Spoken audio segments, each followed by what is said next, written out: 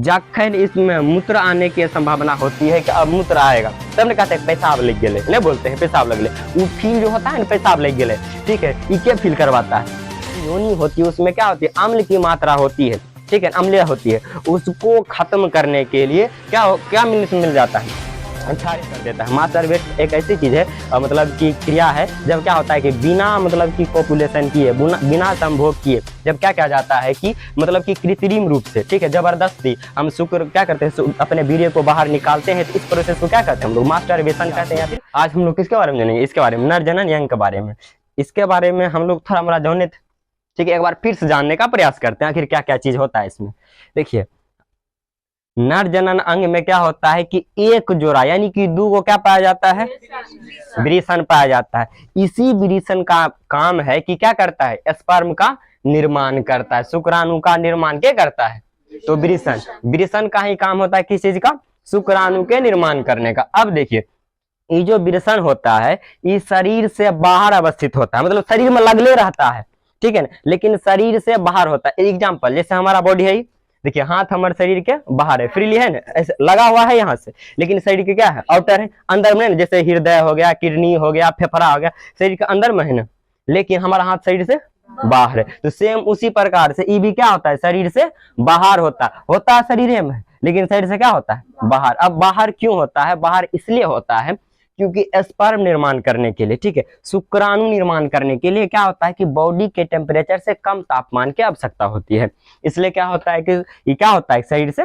बाहर अवस्थित होता है। अब देखिए एकरा में जो शुक्राणु निर्माण होता है, ये जो अधिवृषण आपको दिख रहा है दोनों के ऊपर में, यहीं पर ही क्या होता है, जमा होता है, ठीक है।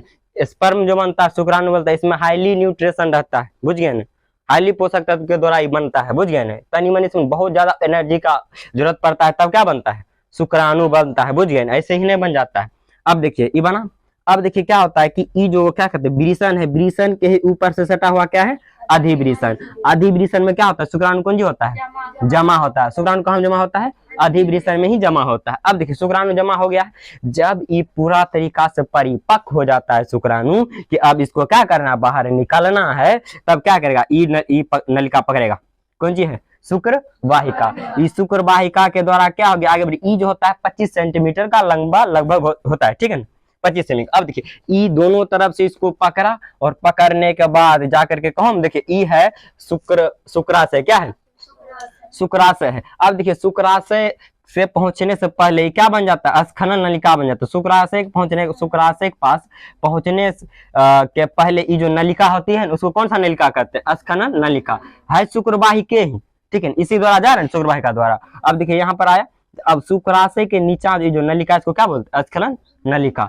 अब देखिए शुक्राशय क्या होता है, शुक्राशय में क्या होता है कि इसमें द्रव पाया जाता है, ठीक है, ये क्या करता है, स्पर्म को, शुक्राणु को एक द्रव प्रदान करता है, ठीक है, एक तरल अर्ध तरल द्रव प्रदान कौन करता है, शुक्राशय प्रदान करता है। अब देखिए जैसे ही शुक्राशय से आगे बढ़ा, शुक्राशय में पहुंच गया है, इसको द्रव मिल गया, अब इसको क्या भेटाएगा, अब इसको भेटाएगा है ये वाला पुरस्थ ग्रंथि, क्या भेटाएगा, पुरस्थ ग्रंथि। अब देखिए पुरस्थ ग्रंथि का काम कौन सी होता है, ई क्या करता है, पुरस्थ ग्रंथि उस द्रव में, वो जो द्रव बना चुका है, अब पहले क्या था, खाली स्पर्म था, यहाँ स्पर्म बना, स्पर्म जमा हुआ, स्पर्म गया और कहाँ आ गया, शुक्राशय में। शुक्राशय में क्या दे दिया, शुक्राशय उसको एक अर्ध तरल द्रव दे दिया, जिक्र कारण उब्बा है, कंजू हो जाए वह है। तो अब देखिए अब जब इसको द्रव प्रदान कर दिया तो अब बहने लगेगा, बहेगा, अब बहते बहते कहाँ आएगा, पुरस्थ ग्रंथि में। अब पुरस्थ ग्रंथि क्या करता है, उसमें एक विशेष प्रकार का गंध डालता है, कौन जी डालता है, गंध के डालता है, पुरस्थ ग्रंथि ही डालता है, किसमें, इसमें गंध डालता है, ठीक है, I think I am right,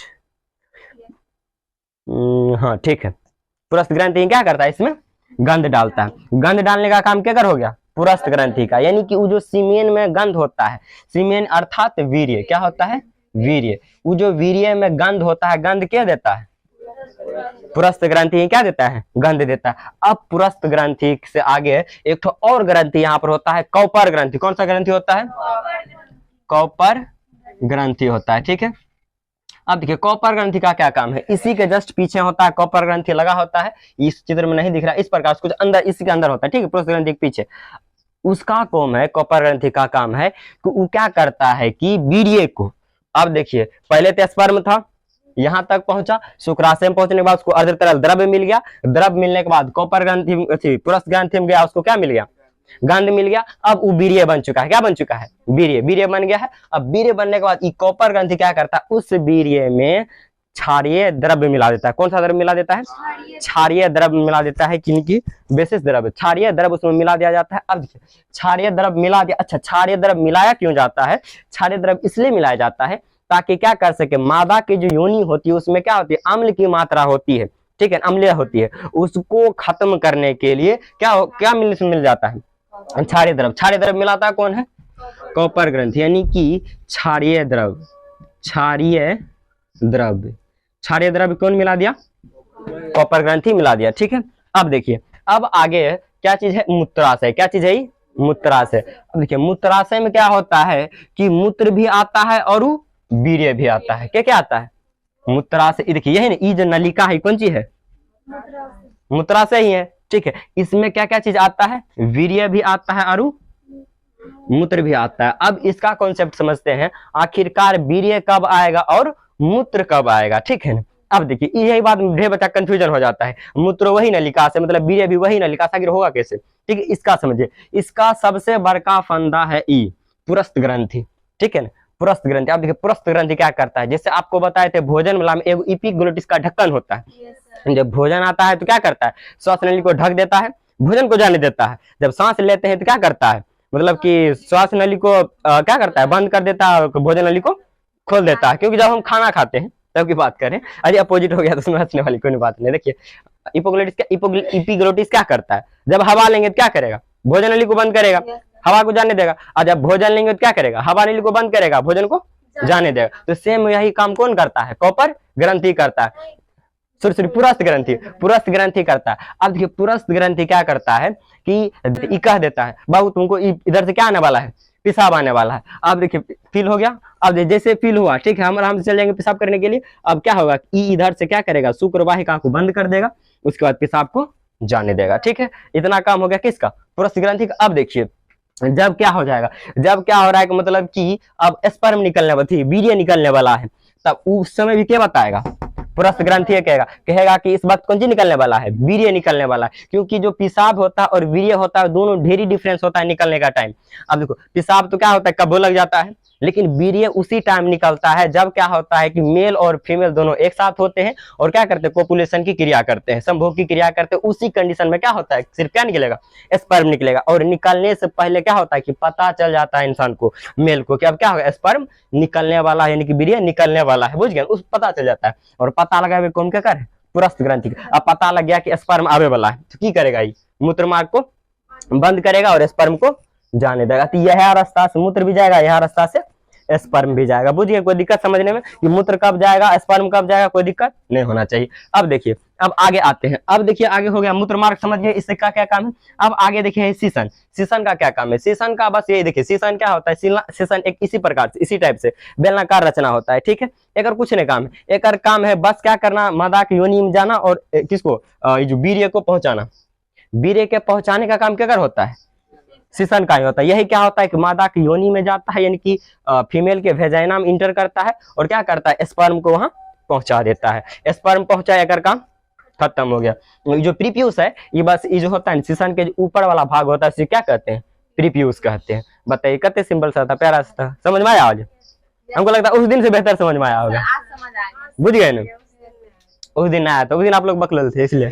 चलिए आप समझिए। अच्छा एक चीज और इसमें समझते हैं, कभी कभी क्या हो जाता है कि पुरस्थ, यानी इसको इंग्लिश में कहते हैं प्रोस्टेट ग्लैंड, ठीक है, यानी कि प्रोस्टेट कैंसर हो जाता है, पुरस्थ कैंसर हो जाता है। अब समझते हैं आखिरकार ये पुरस्थ कैंसर होता कब है और कैसे होता है, इसके बारे में समझिए। देखिए जब क्या हो जाता है कि कोई भी मेल अत्याधिक क्या कर देता है कि मास्टरबेट कर देता है। मास्टरबेट एक ऐसी चीज है मतलब की क्रिया है, जब क्या होता है कि बिना मतलब की कोपुलेशन किए, बिना संभोग किए, जब क्या किया जाता है कि मतलब कि कृत्रिम रूप से, ठीक है, जबरदस्ती हम शुक्र क्या करते हैं, अपने वीर्य को बाहर निकालते हैं, तो इस प्रोसेस को क्या कहते हैं हम लोग, मास्टरबेशन कहते हैं, या फिर क्या कहते हैं, हस्त मैथुन बोला जाता है, ठीक है।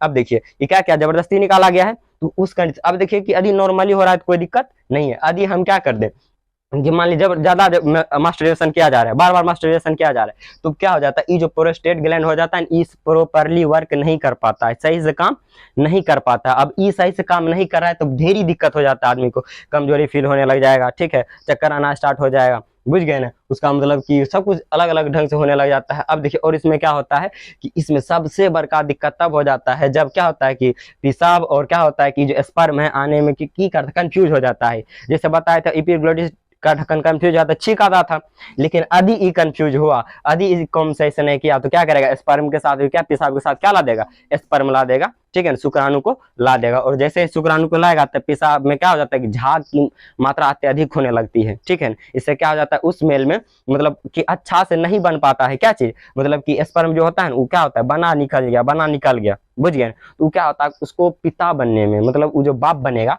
उसमें उसको दिक्कत आ सकती है। इसलिए क्या होना करना चाहिए कि मतलब कि मास्टरबेशन मतलब कि नहीं उतना लेवल पर जाकर करना चाहिए, ठीक है। ये सब चीजें भी क्या होती है, समझने लायक चीज होती है, बुझ गए। देखिए ये चीज नेचुरल है, ठीक है, मास्टरबेशन नेचुरल चीज है, ठीक है। अब देखिए नेचुरल चीज इसलिए बोल सकते हैं क्योंकि ये सब, अब देखिए मतलब सब इसी फीलिंग्स है, समझ गए, ये सब भावनाएं हैं, ठीक, इस जिस कारण ये क्या हो जाता है, ऑटोमेटिक हो जाता है। अब देखिए कभी कभी क्या हो जाता है, नाइट फॉल भी हो जाता होगा, तुम लोग को पता होगा, ठीक है, नाइट फॉल क्या होता है। नाइट फॉल एक ऐसी प्रक्रिया है जिसमें क्या होता है कि मान लीजिए जैसे क्या, इंसान सोया हुआ है, लड़का सोया हुआ है, ठीक है। अब क्या हो जाएगा, मान लीजिए कि क्या हो जाता है, एक सपना आता है, ठीक है, एक अजीबोगरीब सपना आता है जिसमें क्या होता है कि लगता है कि नहीं वो जन्नत के परी के साथ है, बुझ गए ना। और उसके बाद क्या हो जाता है, ऑटोमेटिक उसके आसपास निकल जाता है, उसका वीर्य ऑटोमेटिक सीमेंट क्या हो जाता है, निकल जाता है। इसी घटना को हम लोग नाइट फॉल कहते हैं, नाइट फॉल या फिर स्वप्न दोष, ढेर जगह पोस्टर देखे होंगे कि स्वप्न दोष को दूर करे, तो वही स्वप्न दोष होता है। अब मान लीजिए कि महीना में एक आध बार हो रहा है तो कोई दिक्कत वाली बात नहीं है। यदि मान लीजिए कि रेगुलरली हो रहा है तो आपको चेक करवाने की आवश्यकता है। तो वो भी जो नाइट फॉल होता है उसमें किसका हाथ होता है, ये पुरुष ग्रंथि का ही हाथ होता है, बुझ गए ना। तो दोनों बात समझ गए, मास्टरबेशन भी समझ गए और नाइट फॉल भी समझ गए, कोई दिक्कत समझने में दोनों टॉपिक को, ठीक है, कि मास्टरबेशन क्या होता है और नाइट फॉल क्या होता है, बुझ गए। हाँ, तो अब देखिए ये दोनों क्रिया, मतलब कि मास्टरबेशन की क्रिया और नाइट फॉल की क्रिया किस में होती है, मेल में होती है, ठीक है। बस यही तो था छोटा सा मेल रिप्रोडक्टिव ऑर्गेन्स, ठीक है, कोई दिक्कत इसमें नहीं होना चाहिए, ठीक है ना। अब देखिए, और इसमें थोड़ा सा जानते हैं सिसन के बारे में और कुछ जानते हैं, ठीक है। देखिए इस सिसन जो होता है ये मतलब कि जब ये नॉर्मली अवस्था में पाया जाता है क्या होता है, मतलब कि कह सकते हैं अपने साइज से मतलब बहुत ही छोटा होता है, ठीक है। अब जब क्या होता है कि जब मतलब कि क्या होता है, कोपुलेशन की क्रिया होती है तो उस वक्त क्या हो जाता है, ये हार्ड हो जाता है और क्या इसका आकार थोड़ा सा बढ़ जाता है, मतलब कि नॉर्मल के अपेक्षा में क्या हो जाता है, बड़ा हो जाता है। बड़ा इसलिए हो जाता है और हार्ड इसलिए हो जाता है क्योंकि क्या कर सके, मतलब कि फीमेल के वेजाइना में आसानी से पहुंच सके, इसलिए क्या होता है कि थोड़ा हार्ड हो जाता है, ठीक है ना। तो बस यही छोटा सा खत्म हो गया अब इसका कहानी। और तो मूत्राशय है, एक राम की जमा रहता है, मूत्र जमा रहता है, जखन जखन मूत्र मुंह निकालिए बुझिए, बस इसमें कुछ खास बात है नहीं, ठीक है, समझ में आया। चलिए ठीक है, बस यह था कि अब लिख दीजिएगा ना मेल रिप्रोडक्टिव ऑर्गन के बारे में, क्योंकि देखिए इसमें है कुछ, बस खाली यदि चिन्ह लीजिए कि के कौन सी है तो आराम से नहीं लिख दीजिएगा, सिंपल सा आसान सा है, लिख दीजिए। चलिए अब इसको मिटा दें, चलिए चलते हैं हम लोग फीमेल रिप्रोडक्टिव ऑर्गन की ओर, ठीक है। चलिए पलटाइए फीमेल रिप्रोडक्टिव ऑर्गन, लेकिन बहुत प्यार से बनाए थे हम इसको मिटाने का मन नहीं करता है, फिर भी अगला सीखना है तो इसको मिटाना ही पड़ेगा। चलिए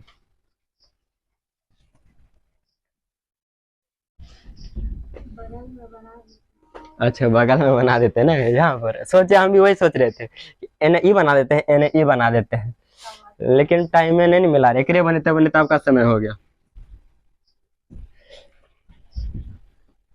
चलिए फीमेल रिप्रोडक्टिव ऑर्गन जो होता है ना उसके बारे में हम लोग समझने का प्रयास करते हैं। तो आखिरकार फीमेल रिप्रोडक्टिव ऑर्गन कते होता है, कते टाइम हुआ, कते हो 31 से हुआ है, बताइए कते, अब कहा घर हाथों में गाड़ी उसमें भी देखिए ना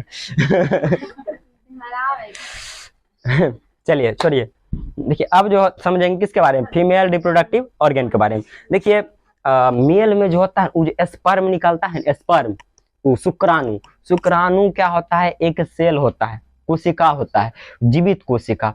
अच्छा यदि शुक्राणु में जीवित कोशिका नहीं रहती, ओकरा में कोनो प्राणी नहीं रहती, तो बताइए क्या वो एक जीव का निर्माण करता, कहियो नहीं कर पाता, ठीक है ना। यानी कि सीधा और सिंपल गप समझे तो क्या होता है, उस शुक्राणु जो आता है उसमें भी जीवन है, ठीक है। करोड़ों की संख्या में क्या होता है, शुक्राणु निकलता है। जब एक बार वीर्य निकलेगा ना, करोड़ों की संख्या में शुक्राणु रहता है, लेकिन उस करोड़ों में से मात्र एक शुक्राणु क्या कर पाता है, मतलब सर्वाइव कर पाता है, जाता है अंडाणु से मिल पाता है।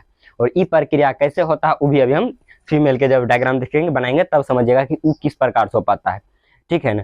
क्योंकि देखिए जितना आप देखते होंगे कि मतलब कि जैसे क्या होता है, गाय भैंस का जो मतलब कृत्रिम रूप से निषेचित किया जाता है किस चीज को, मतलब कि क्या कहते हैं कृत्रिम रूप से, मतलब कि मानवीय द्वारा। टेस्ट ट्यूब बेबी का नाम सुने हैं, टेस्ट ट्यूब प्रज्ञानली शिशु, उसमें क्या होता है मात्र 1 स्पर्म, सिर्फ एक स्पर्म से क्या किया जाता है, मतलब कि उसको फर्टिलाइजेशन किया जाता है, निषेचित किया जाता है मात्र एक स्पर्म से। लेकिन जब क्या होता है कि प्राकृतिक रूप से, नेचुरली रूप से स्पर्म निकलता है, उसमें क्या होता है कि ढेरों संख्या में क्या होता है, स्पर्म होता है। अब देखिए इसको मतलब कि स्पर्म को जिंदा रखने के लिए माइनस कत्ते कत्ते डिग्री में क्या करना पड़ता है, उसको स्टोर किया जाता है। देखते होंगे यदि डॉक्टर क्या करता है, जब सीमेंट देता है तो देखिएगा वो क्या करता है, रखता है फ्रीजर रखता है, ठीक है ना। वो क्या करता है, उसको खोलता है, उसके बाद निकालता है, तो फिर फटाक से ढक्कन बंद करता है। उसमें क्या होता है, मतलब कि बहुत ही कम टेम्परेचर पे क्या किया जाता है, स्पर्म को स्टोर किया जाता है, नहीं तो मर